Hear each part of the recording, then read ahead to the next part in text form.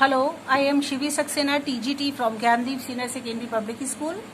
Students, आपका chapter number 5 the 4 realm of the earth चल रहा है, जिसकी एक्सप्लेनेशन आपको मिल रही है। इसमें आपने बहुत सारी चीजें देख ली थी। लिथोस्फीयर, कॉन्टिनेंट, सारे कॉन्टिनेंट के बारे में आप पढ़ चुके थे, जान चुके थे कौन कौन से कॉन्टिनेंट्स हैं। इसके बाद हम हाइड्रोस्फीयर पर आ गए थे। हाइड्रोस्फीयर जो है हमारा वाटर से रिलेटेड है। आपने इसमें बहुत सारी जानकारी हासिल की, पता किया कि हाइड्रोस्फीयर किस चीज से रिलेटेड है। और वाटर की बात करें अगर, तो वाटर हमारी अर्थ पर कितने रूप में पाया जाता है और कितनी परसेंटेज हमें फ्रेश वाटर के रूप में मिलती है, कितनी परसेंटेज हमारी सॉल्टी वाटर की है। इस तरह से आपने इसमें बहुत सारी चीजें जानी थी। After that we will come in the water cycle. Water cycle आप सभी जानते हो बच्चों, इसको ज्यादा समझाने की जरूरत नहीं है, आपको अच्छे से पता है, ठीक है। वाटर साइकिल एक बार फिर से समझते हैं कि क्या होता है। सबसे पहले तो बच्चों ये जान लो कि जो वाटर साइकिल है, मतलब जो वाटर का ये क्रम है, चला आ रहा है, सदियों से इसी तरह से चल रहा है। और जब तक लाइफ है, जब तक हम सब हैं, तब तक ये इसी तरह से चलता रहेगा। Water cycle refers to the interchange of the forms of water on this planet. हमारी अर्थ पर, पृथ्वी पर बच्चों, जो एक हमारी अर्थ प्लैनेट होती है, ये प्लैनेट जो होता है, इस पे वाटर साइकिल का जो चेंज है, ये एक इंटरचेंज के रूप में कंटिन्यूअस चलता रहता है। इसमें इन्वॉल्व होती है 3 डिफरेंट प्रोसेसेस होते हैं, जिसके अकॉर्डिंग ये साइकिल चलता है। For example, evaporation, condensation and precipitation. These 3 processes are very important in this water cycle. Okay? ये जो 3 प्रोसेस है, ये बहुत इम्पोर्टेंट होते हैं हमारे वाटर साइकिल के, ठीक है बच्चों। अब देखो, ये पिक्चर है आपका वाटर साइकिल का। वाटर साइकिल किस तरीके से काम करती है। अपनी अर्थ पर से हमारी जमीन में हमारा ओशन होता है, वाटर होता है, रिवर्स में वाटर होता है। वो वाटर जब बहुत ज्यादा गर्मी पड़ती है, बहुत ज्यादा गर्मी पड़ने के बाद जब हीटनेस होती है, तो उसमें हमारा वाटर जो होता है वो भाप बन के उड़ता है। भाप बन के उड़ने के बाद वो ऊपर की तरफ जाता है, इवेपोरेट होता है, और उसके बाद ऊपर जाने के बाद ये कंडेंसेशन का रूप ले लेता है। मींस ये क्लाउड्स का रूप ले लेता है, बादलों के रूप में बन जाता है। आफ्टर दैट फिर जब बहुत ज्यादा हीट होती है, एटमॉस्फेयर में गर्मी होती है बहुत ज्यादा। आपने देखा होगा बच्चों, जब बहुत ज्यादा गर्मी पड़ती है ना, गर्मियों के सीजन में आप देखना, जब बहुत ज्यादा गर्मी पड़ती है तो हम लोग क्या कहते हैं कि बहुत गर्मी पड़ रही है, डेफिनेटली बारिश तो होगी, है ना। वही चीज है, जब बहुत ज्यादा बादल इकट्ठे हो जाते हैं, इनका वेट बहुत ज्यादा हो जाता है, उसके बाद गर्मी बहुत पड़ती है। हीटनेस के बाद ये बर्फ, ये बारिश के रूप में, रेन के रूप में, प्रेसिपिटेशन के रूप में हमारी अर्थ पर वापस आ जाते हैं, हमारी सरफेस पर वापस आ जाते हैं। ये जो प्रोसेस है बेटा, ये इवेपोरेशन, कंडेंसेशन, प्रेसिपिटेशन, ठीक है, ये प्रोसेस जो है ये वाटर साइकिल कहलाता है, ठीक है। सिंपल सी बात है बच्चों, वाटर का भाप बनके अर्थ से उड़ना, उड़कर के बादलों का रूप ले लेना, फिर गर्मी पड़ी, बहुत ज्यादा हीटनेस हुई, उससे फिर वापस रेन के रूप में हमारी अर्थ पर आ जाना, this is called the water cycle. Okay, ये हमारा प्रेसिपिटेशन, कंडेंसेशन एंड इवेपोरेशन, ये सारी चीजें इसके अंतर्गत आती हैं। क्लियर है। Water is transferred from the earth surface to the atmosphere through evaporation, ठीक है। अब आपको जब मैंने डायग्राम के थ्रू समझाया है, तो आप इसकी डेफिनेशन बच्चों बहुत अच्छे से समझ जाओगे। क्या होता है कि जो वाटर है ये ट्रांसफर होता है अर्थ के सरफेस पर, एटमॉस्फेयर में, वो इवेपोरेशन कहलाता है। It is the process by which water when heated changes into a gas। जब बहुत ज्यादा हीटनेस होती है, गर्मी होती है, उस कंडीशन में बच्चों क्या होता है कि वाटर जो होता है वो चेंज हो जाता है गैस के रूप में, और वो उड़ करके ऊपर की ओर चला जाता है और वाटर जो होता है कम हो जाता है हमारी अर्थ पर। Approximately 80% of all evaporation is from the ocean and remaining 20% is from island water and vegetation। ठीक है, कहने का मतलब ये है बच्चों कि लगभग अप्रोक्सीमेटली 80% जो वाटर होता है वो इवोपरेट होता है ओशन के वाटर में।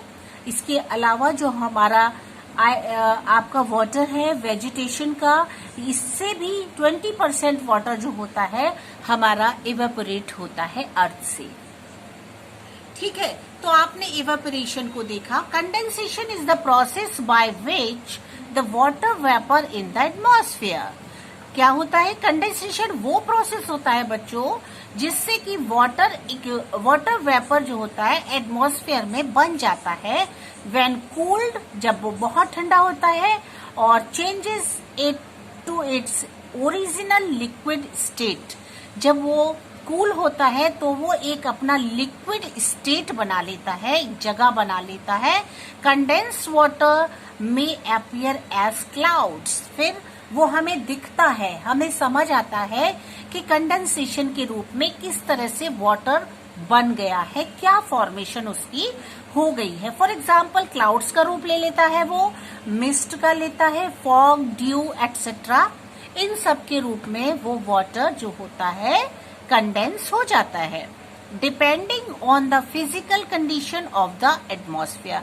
अब ये डिपेंड करता है कि वो कौन सा रूप लेता है, वो एटमॉस्फेयर पर डिपेंड करता है कि वो क्लाउड का रूप लेता है या फिर मिस्ट का लेता है, फॉग का, ड्यू का, कौन से रूप में वो वाटर जो है वो कंडेंस होता है, वो एटमॉस्फेयर पर डिपेंड करता है। After that students we will hear lesson that what is the last process of this precipitation when water droplets get too heavy. क्या होता है जब ड्रॉपलेट्स जो होती हैं वो कंडेंसेशन के रूप में चले जाते हैं, उसके बाद वाटर ड्रॉपलेट्स जो होती हैं बहुत ज्यादा हैवी हो जाती हैं, मतलब उनमें वजन हो जाता है, सस्पेंडेड इन द एयर, जो कि हमारे एयर में होता है। They fall to the earth, फिर वो वापस हमारी अर्थ पर गिर जाती हैं। This is called the precipitation, इसको प्रेसिपिटेशन कहा जाता है। Precipitation occurs in a variety of forms. जो प्रेसिपिटेशन होता है बेटा, इसकी वेराइटी अलग अलग तरीके की देखने के लिए मिलती है। फॉर्मेशन इसके अलग अलग हो सकते हैं। For example hails, rain, freezing rain, sleet and snow. ये डिपेंड करता है बच्चों एटमॉस्फेयर पर कि कैसा एटमॉस्फेयर है, कैसा क्लाइमेट है, उस पर डिपेंड करता है कि वो हेल के रूप में आता है या रेन के रूप में आता है, फ्रीजिंग रेन के, sleet and snow. This water gets evaporated once more. फिर जो वाटर होता है वो फिर एवोपरेट होने लगता है वापस। दस the water cycle is a continuous process. और बच्चों ये जो प्रोसेस होता है स्टूडेंट्स, ये कंटिन्यूअस ऐसे ही चलता रहता है जो पूरे 1 ईयर में कंप्लीट हो जाता है।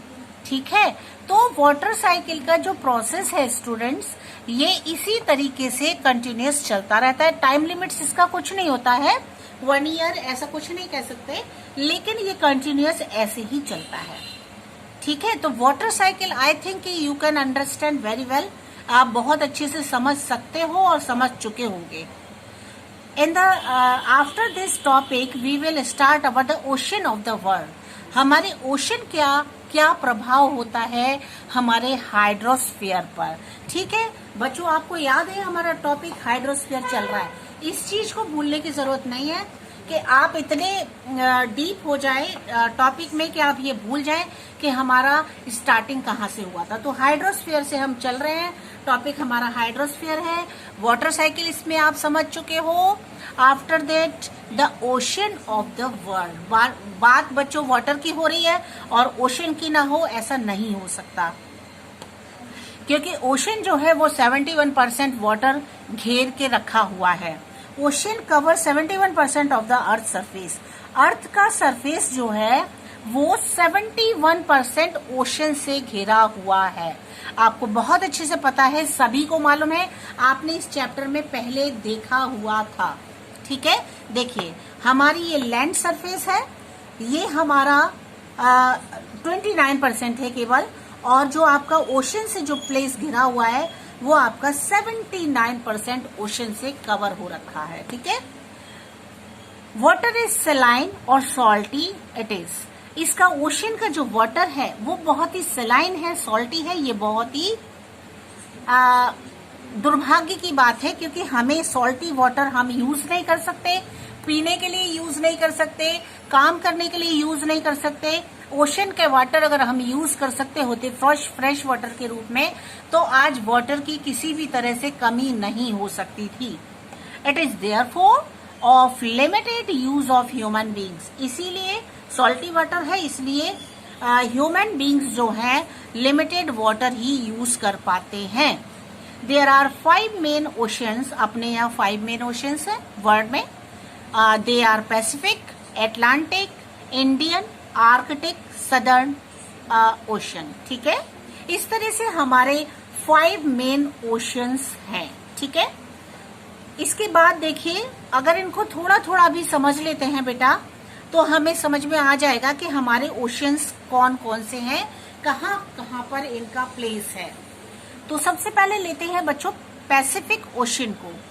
Pacific ocean is the largest of the 5 oceans. ठीक है, पैसिफिक ओशन जो है ये हमारा सबसे बड़ा ओशन के रूप में, 5 ओशंस में सबसे बड़ा, ये आपको 5 ओशन बताए, इसमें पैसिफिक ओशन सबसे बड़ा है। अब देखिए कौन सा है पैसिफिक ओशन। हमारा इस डायरेक्शन में भी पैसिफिक ओशन है और इस डायरेक्शन में भी पैसिफिक ओशन है। हमारा पैसिफिक ओशन जो है काफी जगह को कवर करता है। ठीक है, तो ये बहुत बड़ा रूप में फैला हुआ है। It is located between the southern ocean, Asia, Australia and north and south America.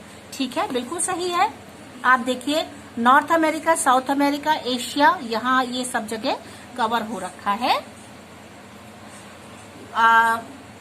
The Pacific is रफली circular in shape.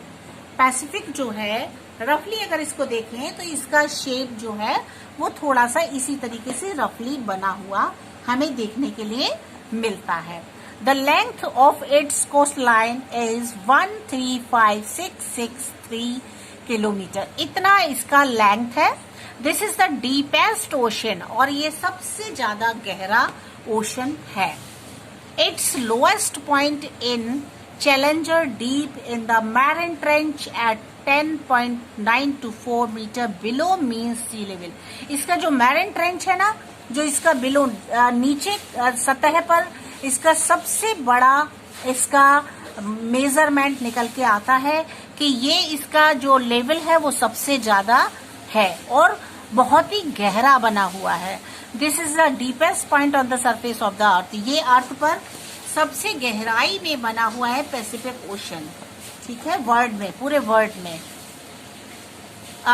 The average depth of the Pacific ocean is around 4030 metre. ठीक है, समझ गए। जो इसका डेप्थ है, गहराई जो है इसकी पैसिफिक ओशन की, वो 4.030 मीटर नापी गई है, इतना इसको देखा गया है। After that Atlantic ocean. Atlantic ocean की बात करते हैं तो सेकेंड ओशन है ये, और सेकेंड लार्जेस्ट ओशन है। ठीक है, अटलांटिक ओशन जो है हमारा सेकेंड लार्जेस्ट ओशन है वर्ल्ड के 5 ओशंस में से। अब देखते हैं अटलांटिक ओशन किधर है। For this is the Atlantic ocean, और अटलांटिक ओशन जो है सेकेंड नंबर पर आता है। क्लियर है।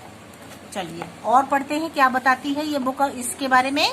It lies between Africa, Europe, southern ocean. ये जो है ये ओशन एंड वेस्टर्न हेमिस्फीयर, ये इन सब के बीच में बना हुआ है। Africa, Europe, southern hemisphere, western hemisphere and southern ocean and ये है आपका सदर्न ओशियन, इसके बीच में ये बना हुआ है। बिल्कुल सही बात है, ये तो हमें दिखाई दे रहा है इसमें। The length of its coast line is 111.866 kilometre, ठीक है, इतनी इसकी लेंथ है।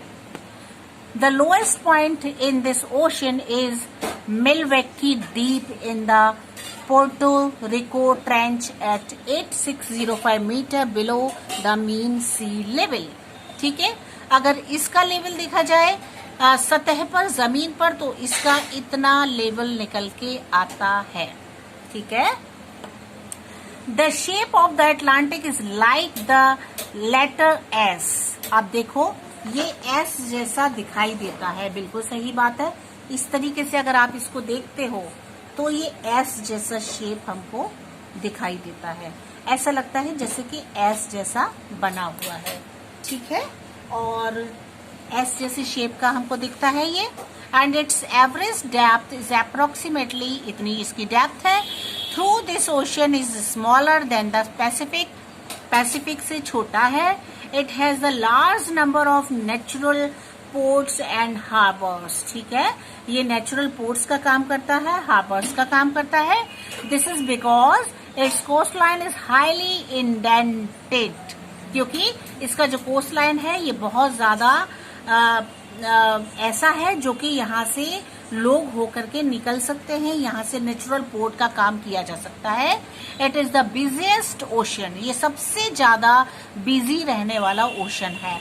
And supports international trade greatly, और ये जितने भी अंतर्राष्ट्रीय ट्रेडिंग होता है उसके लिए बहुत ज्यादा सपोर्ट करता है। ठीक है, देखो आपका अटलांटिक ओशन ये है, और ये जितने भी ट्रेडिंग रूट्स हैं जो सबसे ज्यादा सपोर्ट उसको करता है।